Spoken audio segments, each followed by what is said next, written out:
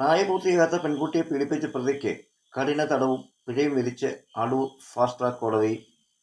അടൂരിൽ പ്രായപൂർത്തിയാകാത്ത പെൺകുട്ടിയെ പീഡിപ്പിച്ച കേസിലെ പ്രതി ഏനാത്ത് വില്ലേജിൽ നെടുമൽ ശ്യാംരാജ് ഭവനിൽ ശ്യാംരാജ് 32 അടൂർ ഫാസ്റ്റ് ട്രാക്ക് കോടതി ജഡ്ജ് മഞ്ജിത് ടി പോക്സോ വകുപ്പ് പ്രകാരം കുറ്റക്കാരനെന്ന് കണ്ടെത്തി 6 വർഷം കഠിന തടവും 30,000 രൂപ പിഴയും ശിക്ഷ വിധിച്ചത്.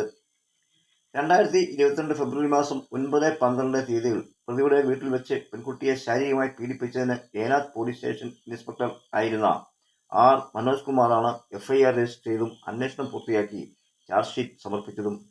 പ്രോസിക്യൂഷൻ ഭാഗത്തു നിന്നും 11 സാക്ഷികളെ വിസ്തരിക്കുകയും 13 രേഖകൾ ഹാജരാക്കുകയും ചെയ്തു.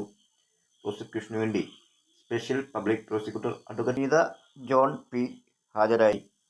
കോടതി നടപടികൾ കോർട്ട് ലൈസൻസ് ഓഫീസർ ദീപാകുമാരി ഏകോപിപ്പിച്ചു. പ്രതി പിഴത്തുക അടയ്ക്കുകയാണെങ്കിൽ അത് അതിജീവിതയ്ക്ക് നൽകാൻ ജില്ലാ ലീഗൽ സർവീസ് അതോറിറ്റിക്ക് കോടതി നിർദ്ദേശവും നൽകിയിട്ടുണ്ട്.